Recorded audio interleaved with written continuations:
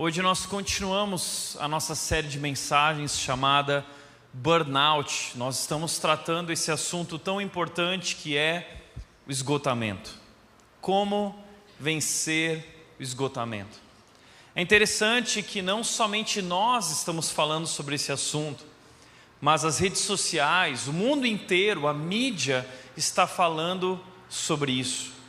Inclusive estamos no Janeiro Branco, um mês de combate pela saúde mental, buscando a prevenção das doenças emocionais.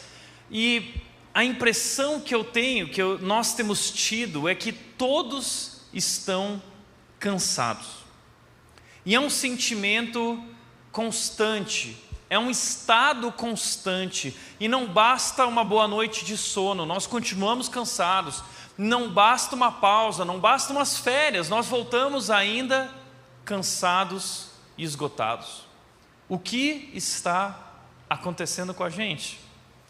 Um dos livros que tem permeado a nossa série de mensagens, influenciado ela, é esse livro chamado Sociedade do Cansaço, escrito por um coreano, um filósofo, no ano de 2010. E ele trouxe nesse livro uma previsão do futuro, falando sobre nossa época, falando sobre nosso momento atual, e ele acertou. Veja o que ele disse: as principais doenças a serem enfrentadas no século 21 não serão provocadas por vírus ou bactérias.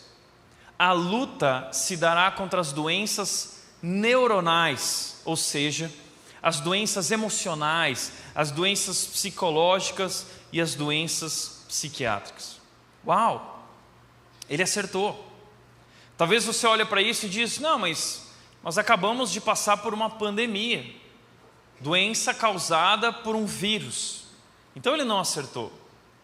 Bom, nós precisamos entender a realidade, porque a verdade é que existe uma pandemia muito maior do que essa pandemia que nós acabamos de enfrentar. E é uma pandemia não causada por vírus ou bactérias, é uma pandemia causada por outros motivos, mas que tem nos levado a um adoecimento emocional. A revista Veja, no ano de 2019, lançou uma pesquisa mostrando que 86% dos brasileiros têm algum tipo de transtorno mental, algum tipo de dificuldade nessa área emocional, ansiedade, preocupação excessiva, desânimo, depressão. Todos nós estamos sofrendo com isso. Porém, no ano de 2021, a BBC lançou uma reportagem dizendo que durante o Covid e depois do Covid, a saúde mental dos brasileiros piorou para 53% dos brasileiros sobre a pandemia. Ou seja, aquilo que já estava ruim, piorou. Então, nós estamos adoecendo coletivamente. E a pergunta que nós precisamos levantar diante dessa realidade, diante de nós, é: por que razão estamos adoecendo emocionalmente? Qual é a causa disso? Qual é o diagnóstico para nós podermos tratar de maneira devida? Nós temos buscado um caminho. No nosso primeiro capítulo nós falamos sobre aquele psicólogo alemão, primeiro a estudar o burnout, que disse que o burnout era causado pela decepção.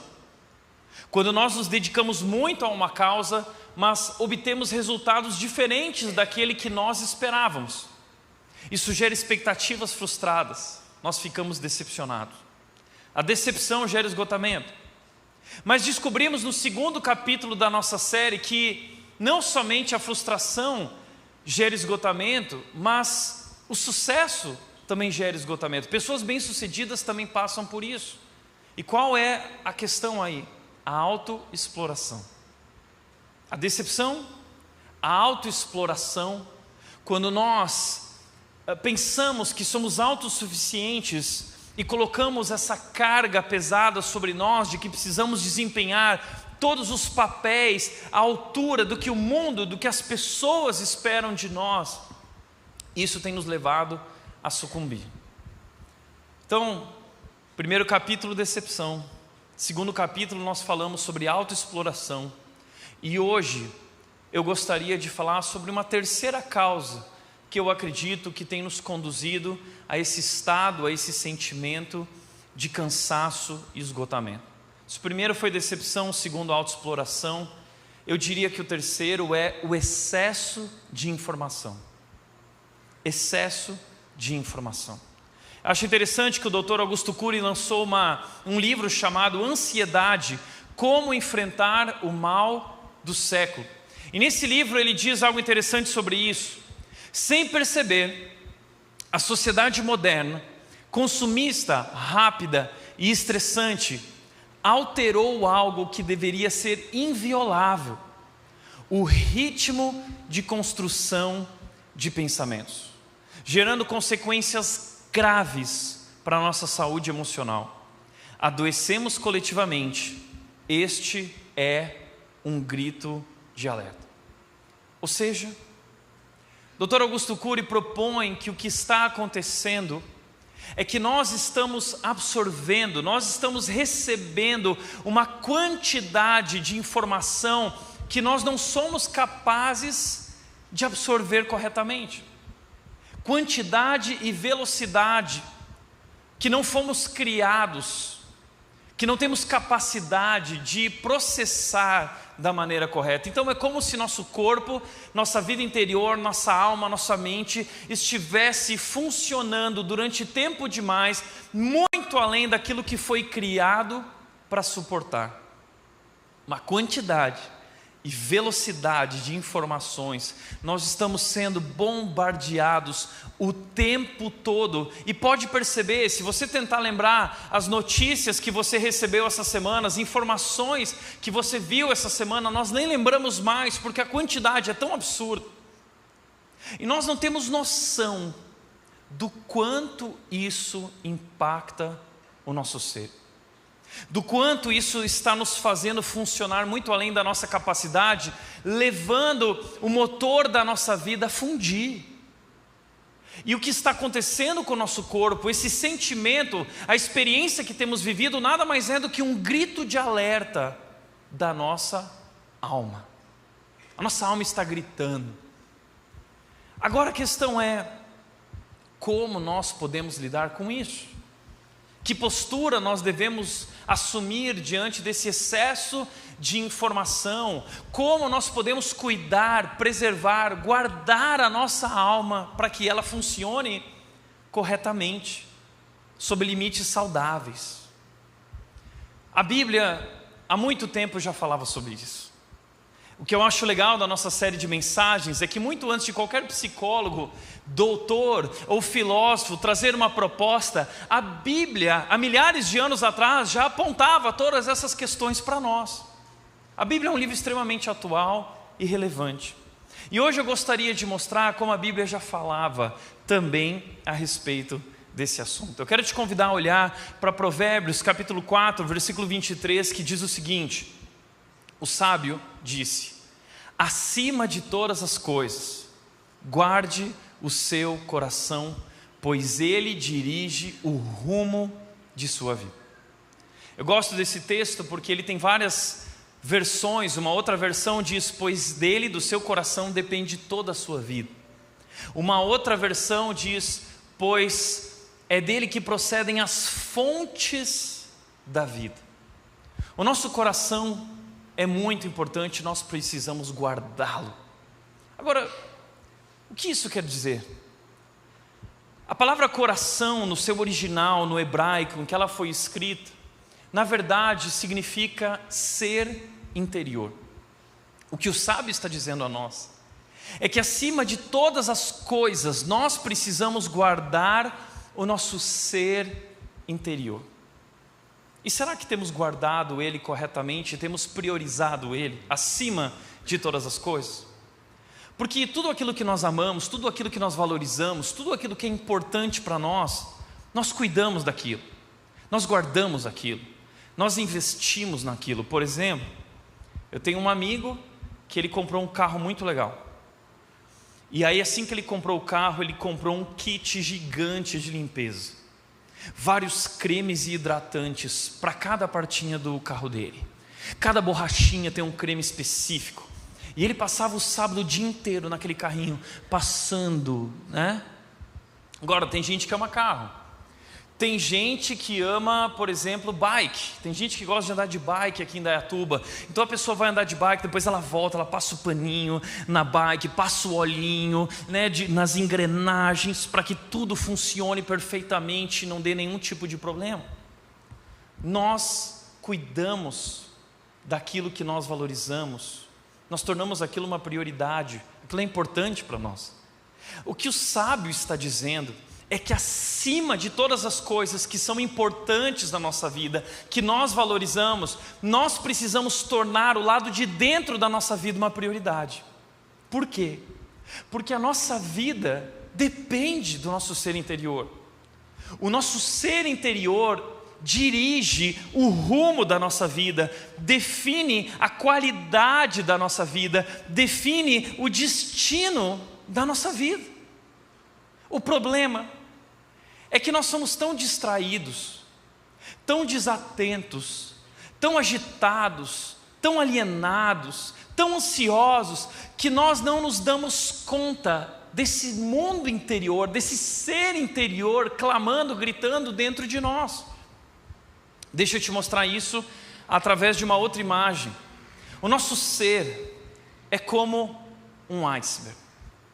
Porque existe uma parte da nossa vida que é uma parte visível, que é a nossa vida exterior. Mas existe uma parte da nossa vida que é a vida interior, o ser interior, ou seja, nós somos seres complexos, formados por uma parte material, o nosso corpo, e nós temos uma parte imaterial, formada por elementos e componentes como a nossa mente, o nosso coração, os nossos sentimentos, as nossas emoções, a nossa alma, o nosso espírito. A questão é que nós não somos capazes de compreender, a ciência até hoje não consegue descrever, definir, distinguir todos esses elementos que preenchem, que existem e subsistem dentro de nós. A ciência não foi capaz de fazer essa leitura. Então, como nós podemos compreender o nosso ser interior? Como nós podemos cuidar do nosso mundo interior? A questão é que existe muita coisa na nossa vida abaixo da superfície. O nosso problema é que nós valorizamos apenas o exterior. E nós investimos nisso. O problema é que nossa vida exterior representa talvez 10% contra 90% da nossa vida interior, e a nossa vida depende disso. Ou seja, se hoje na sua vida você tem enfrentado problemas na área do casamento, ou de relacionamentos, ou no trabalho, seja onde for, a causa de tudo isso provavelmente não seja uma questão exterior, mas uma questão interior, pois é esse ser interior que dirige o rumo da nossa vida. E se você quer encontrar a causa, o problema, e quer tratá-la, você precisa ir muito além da superfície. Isso deixa escancarado uma verdade sobre nós. Nós estamos vivendo um período midiático que valoriza a aparência. Estamos nos tornando extremamente vaidosos. Nós gastamos muito dinheiro com procedimentos caros e dolorosos para alterar a nossa aparência. Nosso sorriso não é mais natural, a nossa face não é mais natural, o nosso corpo não é mais natural, ou seja, nós estamos carregando o tempo todo cosméticos, coisas no nosso corpo para tentar maquiar, para tentar esconder, ou para tentar retardar o nosso processo de envelhecimento natural. E veja, não há problema nenhum em cuidar do nosso corpo. Não há problema nenhum de você investir na sua saúde, na sua forma, desde que isso não seja a sua prioridade. Por quê? Nós não investimos com a mesma prioridade no nosso lado de dentro. Por quê? Nós deveríamos dedicar tempo, recursos, atenção, colocar isso como prioridade. É isso que a Bíblia está dizendo. Acima de todas as coisas, cuide do seu ser interior. Então nós precisamos mudar nossos hábitos. E precisamos atentar para esse mundo interior, pois ele é a resposta para muitos dos problemas que estamos enfrentando, inclusive o nosso esgotamento. Por isso a pergunta que eu quero levantar é: como cuidar do nosso ser interior? Como eu cuido da minha alma? Como eu faço isso? E a Bíblia, o livro escrito pelo Deus Criador, nos traz vários princípios e ferramentas, instrumentos para nós guardarmos o coração, a nossa alma e investirmos no nosso crescimento e nos cuidados necessários. São vários princípios, mas eu gostaria de me concentrar em 4, que eu acredito que são muito pertinentes e atuais para nós. O primeiro deles, o primeiro cuidado para cuidar da nossa alma é: proteja a sua mente. Proteja a sua mente. O sábio de Provérbios disse o seguinte no capítulo 15, versículo 14: o sábio tem fome de conhecimento, enquanto os tolos se alimentam de insensatez. Eu gosto muito desse versículo porque a nossa alma, o nosso mundo interior, assim como o nosso corpo, também precisa se alimentar.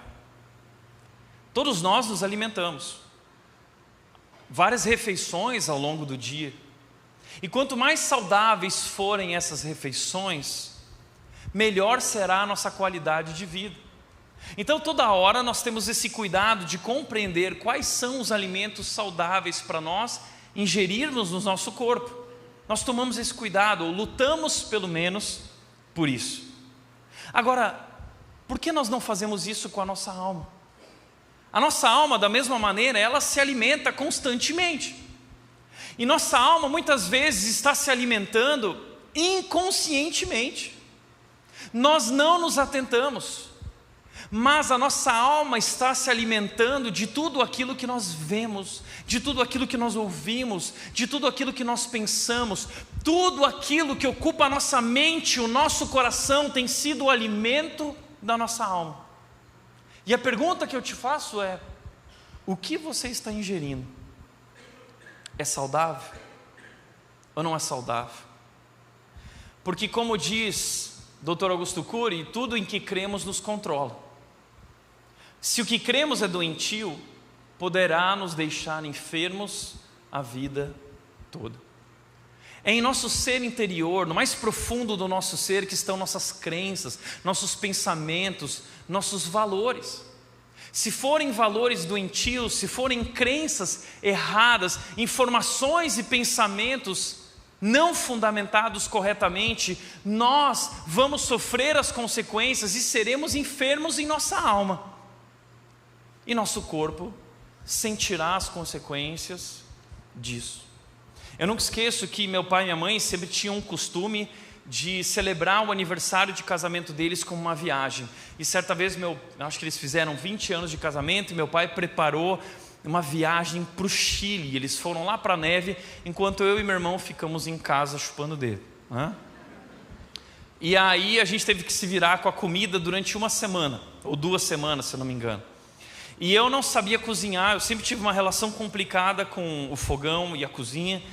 E eu decidi comprar um estoque de macarrão miojo. E eu preparei o meu estoque de macarrão miojo com vários sabores diferentes, sortidos.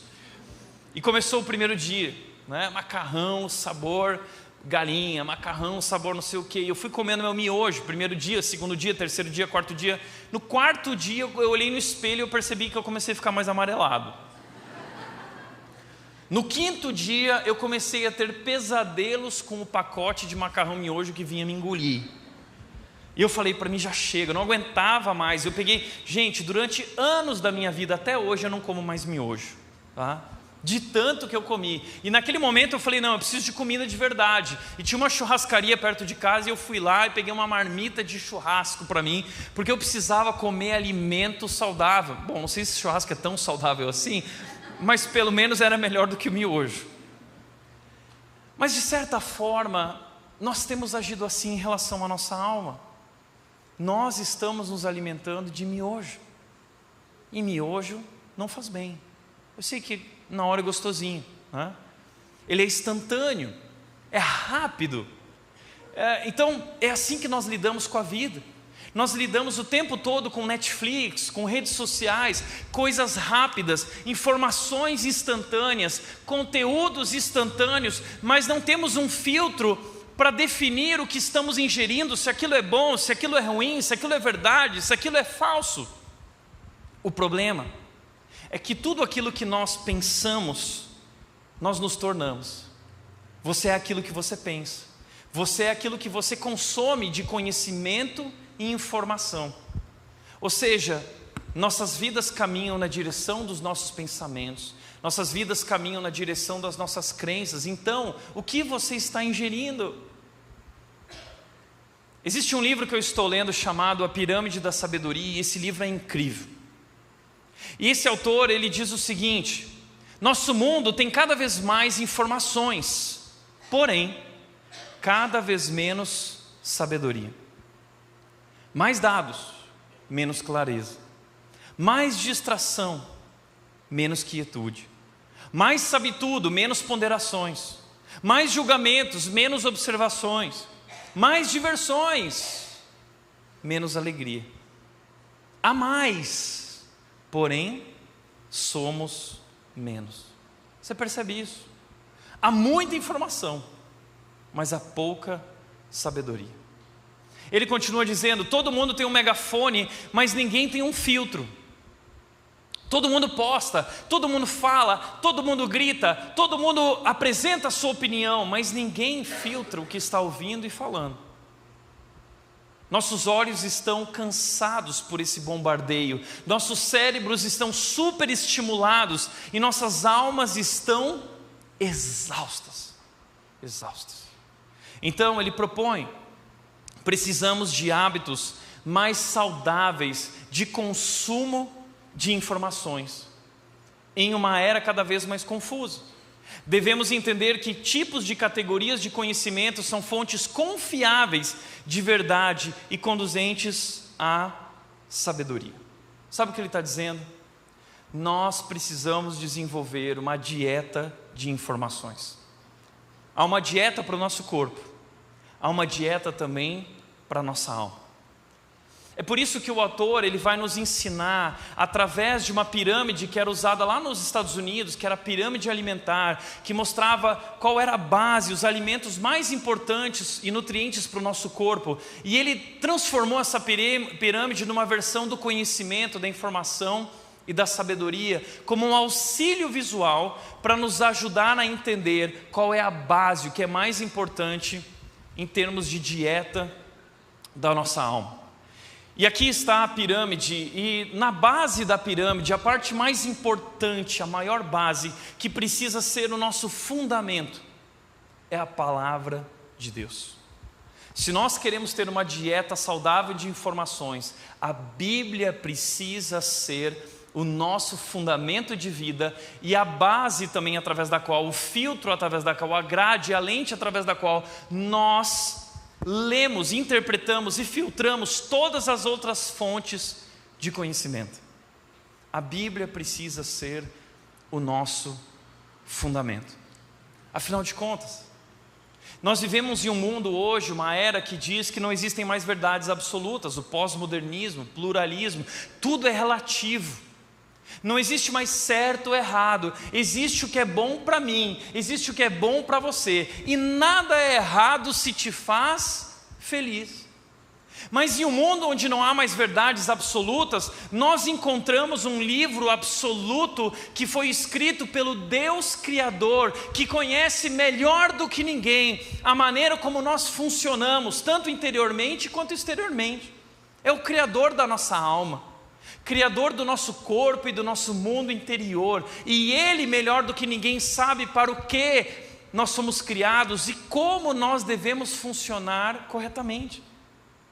E Ele estabeleceu limites, Ele estabeleceu leis que nos protegem, que nos guardam, que trazem segurança para que a gente não ultrapasse a zona segura e para que a gente não funcione além daquilo que fomos criados para ser e funcionar. Então Deus define o que é casamento, Deus define o que é relacionamento, Deus define o que é trabalho, Deus define o que é sexualidade, e tudo isso Ele faz para o nosso bem. E nós temos aqui uma fonte confiável de sabedoria, com autoridade, aliás, uma fonte infalível. A Bíblia não é a única fonte de conhecimento que temos, mas é a única fonte de conhecimento infalível, que não erra. É a palavra de Deus, inspirada por Deus, capaz de transformar a nossa vida. E nós precisamos moldar a nossa vida a partir da palavra de Deus. E se fizermos isso, se a Bíblia nos moldar, se formos moldados pela palavra de Deus, nós daremos frutos, nós colheremos frutos disso. É como o Salmo 1 diz: como é feliz aquele que medita na palavra dia e noite. Ele é como uma árvore plantada junto às águas correntes, que no devido tempo dá o seu fruto e suas folhas nunca murcham. Há um segredo: quando nossas vidas são moldadas pela palavra, nós frutificamos. O salmista, no Salmo 119, versículo 99, ele disse o seguinte: eu me tornei mais sábio que meus mestres, porque eu medito nos teus preceitos dia e noite. Ou seja, eu me tornei mais sábio que qualquer pessoa, porque eu moldei a minha vida pelo fundamento da tua verdade e da tua palavra. E eu posso dizer que sou testemunha disso, eu vivi isso na minha vida. Eu já contei para vocês, eu nasci num lar fundamentado na palavra de Deus. A nossa fonte, maior fonte de autoridade e de informação e de conhecimento e de verdade. Nossa casa estava decorada com a Bíblia em todos os cômodos. No espelho do banheiro, até a cozinha, a parede, em todos os lugares havia textos bíblicos, versículos bíblicos estampados, colocados nas paredes. E todas as noites meus pais liam a Bíblia, histórias bíblicas para nós na cama. E toda semana havia o culto doméstico, onde a palavra de Deus era pregada. E todo domingo nós estávamos na igreja, na EBD, ouvindo a palavra de Deus. Ou seja, a minha vida foi moldada pela palavra de Deus. E eu posso dizer que não há nada melhor do que isso. E não há ninguém que possa ser mais sábio do que aquele que medita na palavra dia e noite. E não há ninguém que possa ser mais feliz, mais alegre, mais satisfeito e mais bem-sucedido do que aquele que medita na palavra dia e noite. Nós precisamos estabelecer a Bíblia como nosso fundamento. E não apenas como um objeto que nós usamos de decoração na nossa casa, ou como um amuleto que nos protege do mal. Não, a Bíblia é um livro para nós devorarmos, para nós comermos, para nós nos alimentarmos. A Bíblia é tão importante. Mas não apenas a Bíblia, nós temos também a igreja, uma fonte confiável, nem todas as igrejas, mas aquelas que estão fundamentadas na palavra. E nós precisamos conferir isso. Precisamos estar atentos a isso, porque existem muitos manipuladores, lobos, como já vimos aqui. Mas quando encontramos uma igreja bíblica, verdadeira, confiável, que deposita a autoridade na palavra de Deus e prega a palavra, ali nós encontramos homens sábios, mulheres sábias, pessoas, amigos com quem nós podemos caminhar e nós podemos ser influenciados. Amizades verdadeiras que nos encorajam, que nos confrontam. Pessoas que nos animam, que são um apoio. A igreja é um lugar importante, onde, como nós estamos hoje aqui ouvindo, recebendo informações e conhecimento, sabedoria que transforma a nossa vida. Nós não saímos daqui transformados. Em terceiro lugar, ele fala sobre a natureza. A natureza é uma fonte de conhecimento. Como assim? É como uma pintura, uma tela de Van Gogh. Quando eu olho para a tela de Van Gogh, eu descubro muito sobre Van Gogh, lendo aquela tela. Da mesma maneira com a natureza, quando eu olho para a natureza, lendo a natureza, observando e contemplando a natureza, eu descubro muito sobre quem Deus é. O Salmo 19:1, o salmista disse: os céus e a terra proclamam a glória de Deus. Ou seja, a natureza ela proclama, A natureza, ela canta, ela conta a grandeza de Deus, o esplendor de Deus, a majestade de Deus, o poder de Deus e o amor de Deus. Como disse João Calvino, o mundo criado é como uma mansão majestosa e esplendorosa que aponta para o construtor. O mundo em que nós vivemos, a beleza da natureza, aponta para o Deus Criador, o construtor de tudo isso. Então nós adoramos estar em contato, isso é importante para nós, nós precisamos desse contato com a natureza. A beleza da criação acalma a nossa alma, não é verdade? É por isso que nós vamos para a praia, é por isso que a gente vai para as montanhas, é por isso que a gente se retira, é por isso que a gente contempla, porque quando nós estamos contemplando a beleza da criação, estamos contemplando Deus que está por trás da criação. Por isso Jesus também incentivou a todos nós, dizendo o seguinte: olhem para os lírios do campo, olhe para as aves do céu. O apóstolo Paulo, em suas pregações, disse o seguinte: o Deus Criador dos céus e da terra. Ou seja, nós podemos conhecer muito sobre Deus olhando para a natureza. Nós chamamos isso na teologia de revelação geral, a natureza, e a revelação específica, a Bíblia. Por quê? Nós olhamos para a natureza e podemos ver que há um Deus grandioso e poderoso. E quando nós olhamos para a Bíblia, nós descobrimos quem é esse Deus. Ele se chama Jesus Cristo. Ele se revela através de seu Filho, Jesus Cristo. Além disso, uma outra fonte de conhecimento e informação são os livros. E não os livros que temos hoje de autoajuda, mas livros mais importantes, livros mais confiáveis, livros mais antigos também. Temos também a arte, a beleza através da arte. A arte traz informação e conteúdo. A música que nós consumimos, nós estamos consumindo músicas. Essas músicas influenciam nossa mente, nosso mundo interior. Além disso, a internet e as redes sociais. E olha que interessante, porque a pirâmide, ela mostra para nós a base, o que é mais importante. Com o que nós devemos gastar mais tempo e com o que nós devemos gastar menos tempo. O problema é que nós invertemos essa pirâmide. Nós estabelecemos como fundamento da nossa vida o Google, o Instagram, o Twitter, o Facebook. É o fundamento da nossa vida. Porque nós gastamos muito tempo com isso. Nós nos alimentamos disso. Nós postamos, nós lemos, nós criticamos, nós bloqueamos e nós consumimos aquelas informações que na sua maioria são fake. Nós consumimos aquilo e nós definimos as nossas crenças a partir do que a gente lê no WhatsApp. A gente define as nossas crenças a partir do que a gente está lendo no Instagram e no Twitter, que não são fontes confiáveis. Não é à toa que nós estamos onde estamos. Veja, nós precisamos estabelecer uma dieta. E é aqui que nós deveríamos investir mais tempo e menos tempo naquilo. E mais autoridade e confiança, menos autoridade e confiança para as redes sociais. Esse é o nosso problema. É por isso que nós estamos tão parecidos com esse mundo, somos tão influenciados pelo mundo. Veja o que diz Romanos 12:2: não imitem o comportamento e os costumes desse mundo. A Bíblia está dizendo: não sejam como eles, não sejam influenciados por eles, não vivam como o mundo vive, não assumam essa forma e padrão. O problema é que nós estamos assumindo essa forma e padrão porque assimilamos as informações, o conteúdo e o conhecimento que esse mundo dispõe, e não o conhecimento e a verdade que Deus expõe a nós.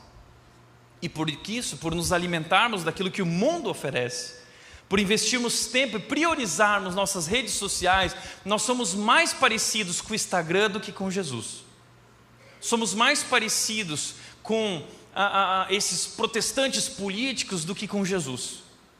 Nós somos mais parecidos com o mundo do que com Jesus, porque nós bebemos da fonte do mundo e não da fonte que Deus nos oferece. Mas Deus está dizendo: deixem que Deus os transforme. Paulo está dizendo: deixem que Deus os transforme por meio de uma mudança em seu modo de pensar. Ou seja, você quer ser transformado? Todos nós falamos isso: eu quero ser transformado. Ok, sabe como essa transformação se dá? Por uma mudança na maneira de pensar. Não existe transformação sem mudança de pensamento, sem renovação de pensamento. Só que a Bíblia traz a verdade que vai contra a nossa cultura, que confronta a nossa cultura e confronta o nosso coração. E a Bíblia é inconveniente. E a Bíblia toca em assuntos que são politicamente incorretos. A gente não quer tratar, a gente não quer ser corrigido, a gente não quer estabelecer o que é certo e errado, porque hoje isso é incorreto. Cada um define o que é bom para você. Esse é o nosso problema. Mas nós precisamos ser moldados pela palavra de Deus, e só assim, quando ela se tornar a nossa fonte de pensamento, assim nós vamos experimentar a boa, agradável e perfeita vontade de Deus. Você quer viver a vontade de Deus? Quem não quer? Todos aqui, eu quero. Bom, se você gasta mais tempo com o Instagram do que com a palavra de Deus, você nunca vai viver a boa, perfeita vontade de Deus. Nunca. Cai na real. Essa é a verdade. Se a tua prioridade é o Twitter e o Instagram, se a tua prioridade é o teu ser exterior, esquece. Você nunca vai viver a boa, agradável e perfeita vontade de Deus, porque a gente só vai experimentar ela no dia que a gente mudar a nossa maneira de pensar e parar de imitar o mundo e começar a buscar imitar a Jesus. Proteja a sua mente, o que você está ingerindo. Segundo lugar, confronte suas emoções. Nós vivemos uma era e um tempo que fala para a gente receber, para a gente acolher nossas emoções, para a gente ouvir e obedecer o nosso coração. O lema do nosso mundo é: siga o seu coração. Pois bem, a Bíblia fala o contrário. Sabe por quê? Porque sim, Deus criou nossas emoções, Deus criou nossos sentimentos, Deus criou nossos apetites, e eles trazem sabor à vida. O problema é que por conta da nossa ruptura com Deus, através do pecado dos nossos pais, lá em Adão e Eva, Gênesis 3, essa ruptura com Deus trouxe o caos para toda a humanidade, inclusive para o nosso ser. Então esse mundo interior, esse ser interior que existe dentro de nós, hoje ele está em desordem. Emoções desconectadas da verdade, emoção desconectada da razão. Há uma confusão emocional dentro de nós, e se nós não nos atentarmos, se nós não tomarmos cuidado, nós seremos levados por nossos sentimentos numa direção errada, completamente contrária àquilo que é a vontade de Deus. Por isso o salmista está dizendo: por que você está tão abatido, a minha alma? Por que está tão triste? Todos nós nos sentimos abatidos, não é? Às vezes a gente está triste, angustiado, e o salmista está se sentindo assim, e ele quer descobrir o motivo pelo qual ele está assim. Mas mais do que descobrir o motivo, ele está confrontando os seus sentimentos, ele está confrontando o seu coração, e ele está dizendo: por que você está assim? Então ele diz para as suas emoções: espere em Deus, ainda voltarei a louvá-lo, meu Salvador e meu Deus.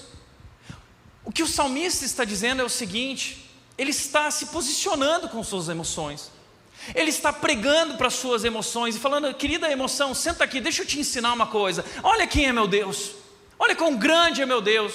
Esse sentimento de tristeza não combina com o poder do meu Deus. Então nós precisamos confrontar nossos sentimentos. Sabe por quê? Como disse Josemar Bess, ele disse o seguinte: o seu coração é um idiota emocional. O nosso coração é um idiota emocional. E ele diz mais, não se assusta, tá? Ele disse bem assim: fé é confiar em Deus e dizer a nosso sentimento momentâneo para ele se sentar e calar a boca. Isso é fé. Fé é confiar em Deus e dizer para o sentimento momentâneo: senta e cala a boca. É isso que o salmista está fazendo. Queridas emoções, senta aqui, fica quietinha, deixa eu te mostrar quem é o meu Deus. Ele define o que é verdade, Ele define o plano, Ele define o que é bom. Então calma aí, querida emoção, aprenda a estar em sincronia com Ele. A Nancy DeMoss escreveu um livro chamado Mentiras em que as Mulheres Acreditam, um livro para mulheres, e a Nath já leu, e eu não li o livro, tá? Porque eu sou homem, ok? Mas um dia o livro estava lá e eu dei uma lida assim para ver se eu podia recomendar.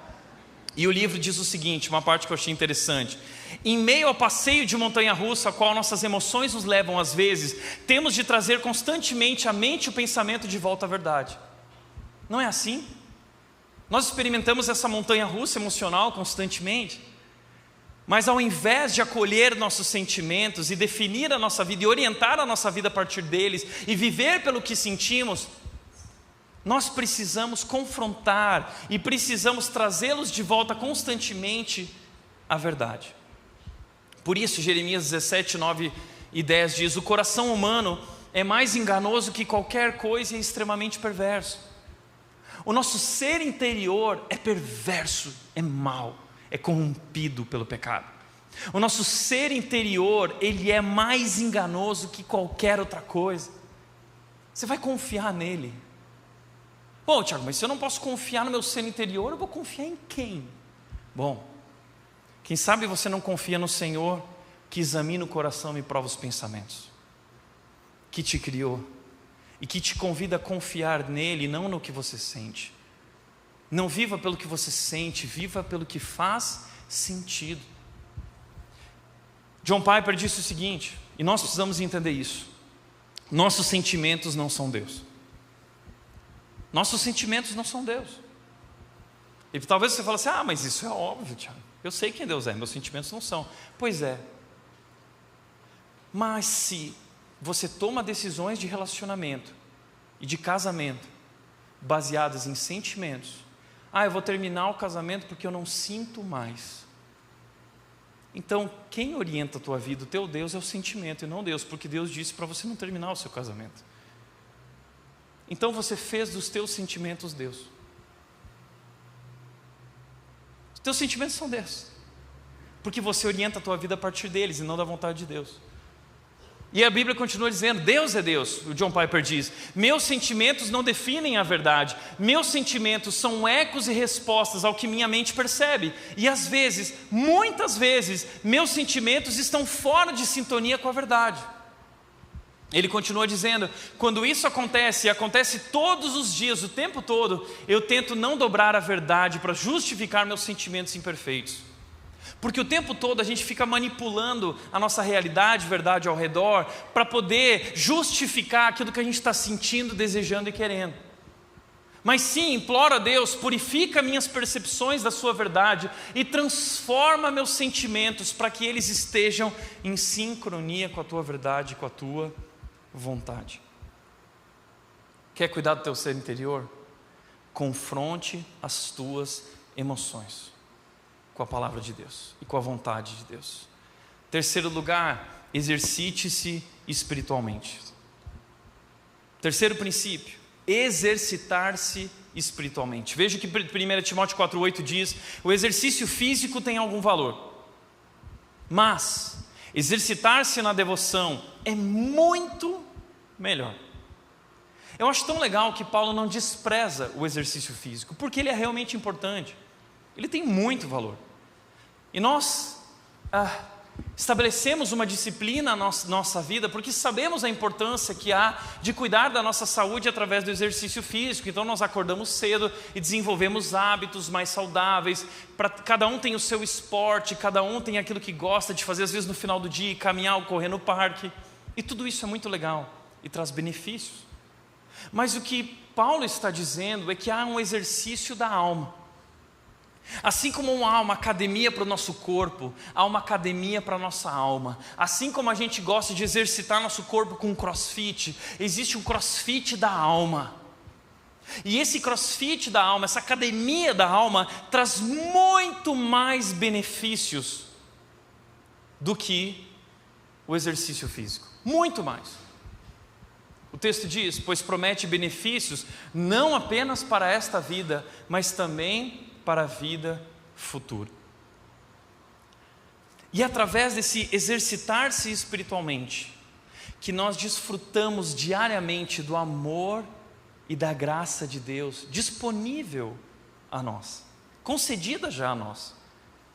É interessante que nesse livro Reset, do David Murray, ele diz o seguinte: embora dois esgotamentos não sejam idênticos, ao aconselhar inúmeros cristãos que passam por isso, tenho notado que a maioria tem em comum uma coisa: existe um déficit da graça. Está faltando graça, não está desfrutando, é um déficit da graça. E ele continua dizendo: não é que estes cristãos não creiam na graça, de modo nenhum. O problema é que existe uma desconexão entre a graça teológica e sua vida diária. A gente conhece a graça, a gente até canta sobre essa graça aqui, a gente fala dessa graça, a gente sabe o que é, mas nós estamos desfrutando dessa graça diariamente, momento a momento? Essa é a questão. Sabe que um dia nós prestaremos conta diante de Deus por termos nos recusado a desfrutar de todas as coisas que Ele criou para o nosso deleite. Ele já dispôs. Nós já fomos abençoados com todas as bênçãos espirituais. O amor de Deus, a vida abundante que Jesus veio para dar, está disponível. Jesus disse para aquela mulher, Ele disse: olha, o dia que você beber da água que eu tenho para te dar, você nunca mais voltará a ter sede. Pelo contrário, rios de água viva fluirão da sua vida. Essa graça está disponível. E é essa graça que acalma a nossa alma. É essa graça que nos ajuda a estabelecer um novo ritmo de vida e reorientar a nossa vida na direção certa e da maneira certa. Mas talvez você diga: Tiago, como eu desfruto dessa graça? Como eu desfruto desse amor disponível? Sabe como? Se exercitando espiritualmente, na devoção. Existem muitos benefícios. Tiago, tem muita gente que diz isso para mim: Tiago, mas é tão difícil. Eu não consigo parar. Ler a Bíblia para mim é muito difícil, eu me distraio. Eu começo a orar, minha atenção vai em outra direção. Eu não consigo, é muito difícil, é um processo doloroso. Eu acho isso tão legal, sabe por quê? Porque com relação à academia para o nosso corpo é da mesma maneira, não é? O primeiro dia da academia é terrível, não é? Ir na academia é um esforço gigante para sair de casa e ir na academia. E você chega lá: o que eu estou fazendo? Carregando esse peso aqui, eu não consigo, eu nunca vou conseguir. Depois você passa 2, 3 dias com o corpo gemendo, doendo. Mas depois você volta. Você falou: não, peraí, estou conseguindo. Nossa, daqui a pouco você já vira um viciado, que nem o Jamir virou um viciado. Está lá malhado. Você viciou naquilo. Sabe que com relação ao exercício espiritual é a mesma coisa. Quando nós malhamos na academia da alma, nós vamos desenvolvendo os nossos músculos espirituais, os nossos músculos emocionais, e nós vamos desfrutando disso. E tem muitas vezes que eu acordo de manhã cansado e eu não quero ir na academia, e eu estou lá no caminho da academia porque já se tornou um hábito, e eu estou pensando comigo: o que eu estou fazendo? Eu devia ter ficado na minha cama. Mas quando eu saio da academia, eu saio falando assim: caramba, que bom que eu vim. E durante o dia inteiro eu desfruto da alegria, da satisfação que vem como benefício daquele exercício físico. Da mesma maneira, o exercício da alma. Se logo pela manhã eu acordo e eu dobro os meus joelhos na presença de Deus, eu vou passar o resto do dia desfrutando, percebendo a presença dEle, distinguindo, discernindo. É incrível. Nós só precisamos começar a nos exercitar e praticar. E existem algumas práticas, como por exemplo a devoção. O que é a devoção? É o que nós chamamos de silêncio, leitura e oração. É o momento em que eu paro, eu abro a palavra de Deus, eu leio a palavra de Deus e eu oro, eu converso com Deus, eu falo com Deus. Eu apresento meus pedidos a Deus, eu coloco meu coração diante de Deus. Sabe o que eu acho legal? É que a Bíblia é o único livro que nós podemos ler com o autor do lado. Ele está conosco naquele momento. Nós estamos na presença dEle. E Jesus disse isso: quando você orar, vá para o seu quarto e feche a porta e ore a seu pai que está em secreto, e o seu pai que está em secreto recompensará. Há uma recompensa. a maior de todas as recompensas, a recompensa que nossa alma clama e busca. Filipenses capítulo 4, versículo 8 diz: não se preocupem com nada, antes, através das orações, apresentem os seus pedidos a Deus, e então, a paz de Deus, que excede todo entendimento, guardará a mente e o coração de vocês. A paz de Deus que guarda o nosso mundo interior, que traz paz, shalom. Sabe o que é shalom? É harmonia. A paz de Deus restabelece a ordem em nosso mundo interior. E Jesus disse qual é o segredo: vá para o seu quarto, feche a porta e fale com seu pai. É isso. E ali nós encontramos um descanso que não encontraremos em nenhum outro lugar. Como disse o Billy Graham, tem descansos que acontecem quando o corpo se deita, outros quando o joelho se dobra. Talvez é por isso que você está tão cansado. E o sono não resolve, porque o descanso que tua alma precisa já não é nem mais do sono, é do joelho dobrado na presença de Deus. Porque nós tentamos controlar a nossa vida o tempo todo, mas a grande verdade é que nós não temos controle de nada, mas nós podemos estar na presença daquele que tem o controle, e Ele nos convida à sua presença. 1 de Pedro capítulo 5, 6 e 7 diz: humilhai-vos, humilhai-vos diante da mão poderosa de Deus, humilhai-vos. E Ele diz: lançando sobre Ele toda a sua ansiedade, colocando sobre Ele toda a tua carga, porque Ele tem cuidado de nós. Uau! Esse é o descanso que nós precisamos, esse é o verdadeiro descanso. Esse descanso transforma e restaura o nosso ser. Veja o que disse John Owen. John Owen foi um dos maiores teólogos da história cristã, o maior teólogo puritano. John Owen, ele passou por várias situações de vida que são impactantes aqui para o nosso momento, e ele disse o seguinte: Cristo é nosso melhor amigo e logo será nosso único amigo. Peço a Deus com todo o meu coração que eu me fatigue de tudo, exceto da conversa e da comunhão com Ele. Que eu me fatigue do Instagram, que eu me fatigue das redes sociais, que eu me fatigue da televisão, mas que eu nunca me fatigue da conversa e da comunhão contigo, Senhor. Sabe o que aconteceu na vida do John Owen? Ele teve 11 filhos, e ele perdeu os 11 filhos. Dos 11 filhos, 10 morreram quando eram bebês. Uma menina jovem que viveu, ela foi até a fase jovem, e na fase jovem ela morreu. John Owen perdeu todos os filhos. Imagina a dor desse homem. Não existe dor maior que perder um filho, uma filha. Nós olhamos para a história de Jó e falamos: isso não é impossível. John Owen perdeu 11 filhos. Como esse homem lidou com a dor? Como esse homem lidou com a frustração, com a angústia, com o desespero? Como esse homem lidou? Sabe como ele lidou? Com o seu amigo, seu único amigo, aquele que era o seu abrigo. E ele diz: Cristo é nosso melhor amigo. E ele continua dizendo: a amizade com Deus é mantida e preservada por meio de visitas, e estas devem ser espontâneas e não somente motivadas por assuntos urgentes. E ele continua dizendo: tenho de afirmar agora que depois de toda a minha pesquisa e leitura, a oração e a meditação assídua tem sido meu único abrigo, meu único abrigo, meu único abrigo. É o único lugar onde eu encontro descanso.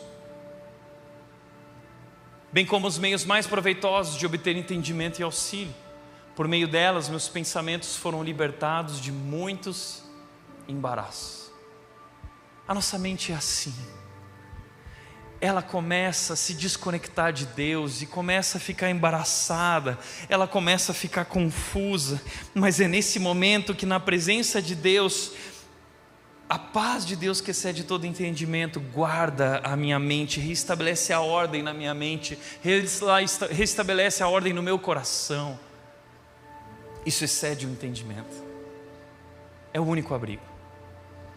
Como disse C.S. Lewis sobre isso: eu sei agora, Senhor, porque Tu não nos dá uma resposta, Tu és a resposta. Diante da tua face as perguntas desaparecem. É isso que acontece na oração. As perguntas desaparecem, porque eu contemplo a grandeza de Deus.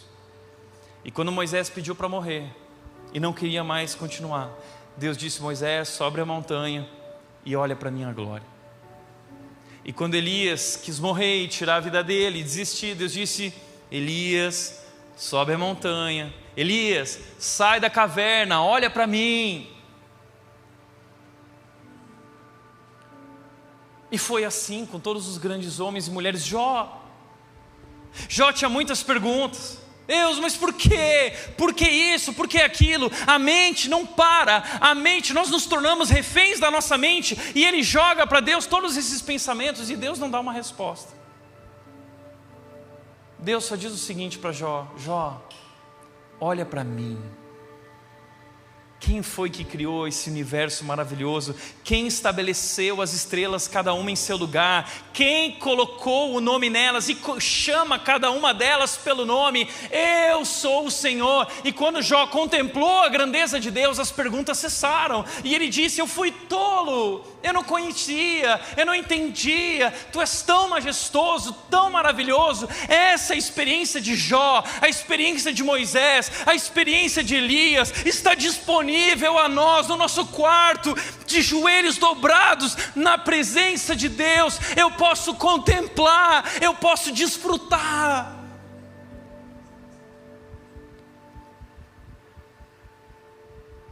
Quero dar algumas dicas práticas para vocês. Muita gente tem dito: Tiago, mas como eu faço meu devocional? Para quem está começando, tem um aplicativo da Bíblia chamado YouVersion. É um aplicativo que você pode baixar no seu celular, e lá vai ter a Bíblia, lá vai ter devocionais com vários temas, tem o versículo do dia, tem um vídeo, até a Red está produzindo vídeos também para o YouVersion agora. Então, para quem está começando, é um leitinho espiritual bacana para começar. Mas existem outros instrumentos e ferramentas, existem os devocionais que nós chamamos como, por exemplo, o Pão Diário. É para quem está começando também. Traz um texto bíblico, traz uma oração, traz uma experiência de alguém que aplicou aquele texto na sua vida. É um começo legal. Mas depois, se você quer comer um churrasco de verdade, aí tem o Paul Tripp. As misericórdias do Senhor se renovam a cada manhã. Esse é sensacional. É picanha argentina. Esse é o que eu faço, a Nath faz, a Dona Marguinha faz. Mas é consistente, tá? Mas vale a pena. Tem também para as mulheres, Projeto do Coração, é um podcast. A Nath está ouvindo, a vida dela tem sido transformada. Você, mulher, também pode ouvir. Além disso, tem o Desabafa da Red. Tem uma série de conteúdos, eu estou mostrando só alguns rapidamente aqui para vocês, tá bom? Mas, além da devoção, a adoração pessoal e comunitária. É quando nós juntos aqui louvamos a Deus. A gente não sai daqui transformado. A gente vai terminar daqui a pouco assim, adorando, contemplando, cantando, declarando. Nós somos transformados pela adoração e podemos praticar isso diariamente. Nós também somos transformados pela comunhão, amizades espirituais com pessoas sábias, onde nós encontramos encorajamento, apoio, suporte, confrontação também. Há também o serviço, é um exercício espiritual, servir. E esse exercício é difícil para nós, porque nós somos muito egoístas e muito autocentrados. Mas esse exercício nos ajuda a olhar para fora de si. Enquanto o mundo fala para a gente exercitar e buscar autoestima, Jesus nos desafia a buscar a autoestima. Ele diz: não considerem ninguém os seus próprios desejos, mas considerem os outros superiores a si mesmo. É Bíblia isso, fonte confiável. E aí o texto bíblico diz: seja a atitude de vocês a mesma de Cristo Jesus, que não considerou o que era, não considerou a si mesmo, mas esvaziou-se.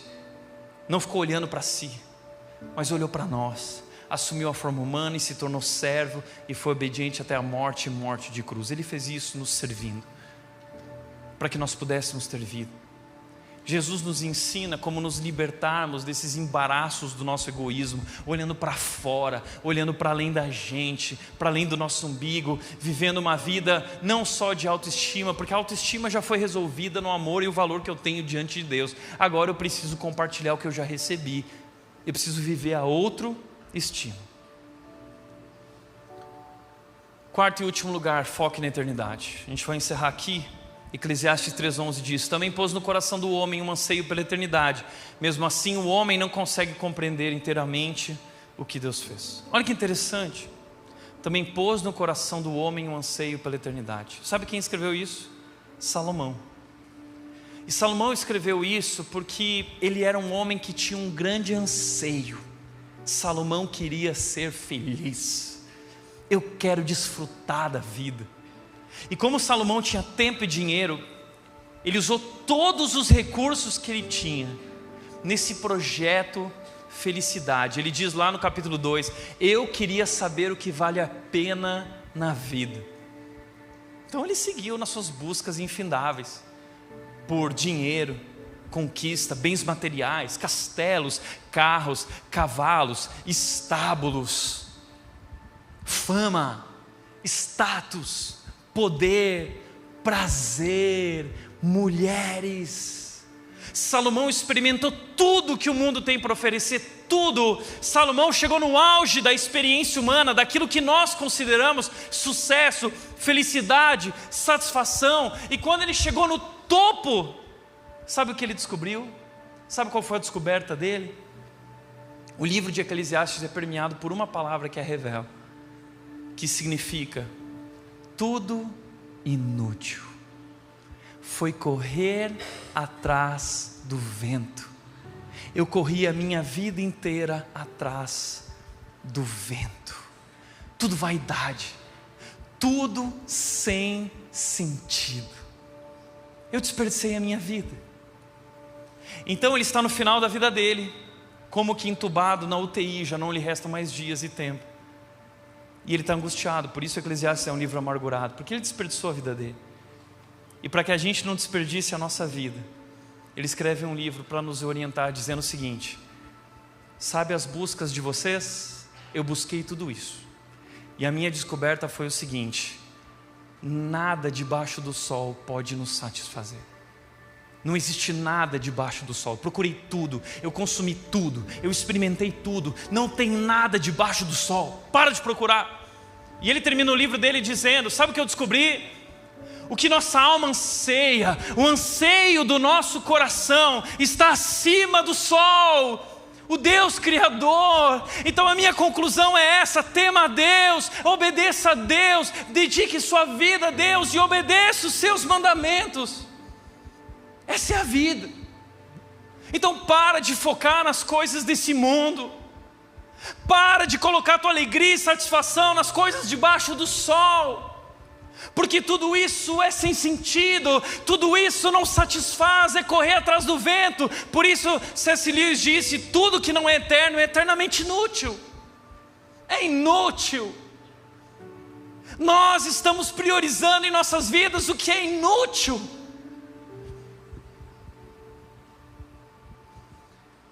Para refletir e praticar, primeiro, precisamos tornar o lado de dentro da nossa vida uma prioridade. Investir mais nos cuidados da alma, nos reparos da alma, na dieta da alma. Segundo, a Bíblia é o livro que deve moldar na nossa vida mais do que qualquer outra coisa. O que está moldando a sua vida? E terceiro e último, desfrutar diariamente o amor de Deus é o hábito que mais reabastece as nossas vidas. É um hábito. E nós podemos desfrutar diariamente o tempo todo. E lembra, um dia, nós prestaremos contas diante de Deus por termos nos recusado a desfrutar de todas as coisas que Ele fez para o nosso deleite. É uma decisão de buscá-lo, de visitá-lo, de ouvi-lo e estabelecer essa relação como fundamento da nossa vida. Amém? Feche teus olhos.